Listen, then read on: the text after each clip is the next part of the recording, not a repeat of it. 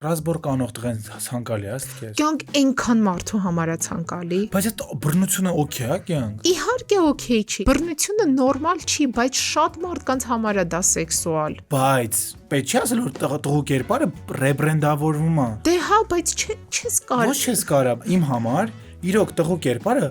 վերափոխվում է ոչ մի էմոցիոնալ կայացած աղջիկ, այլևս չի ուզում բռնությամբ հարց լուծող տղա իր կողքը։ Մեկա,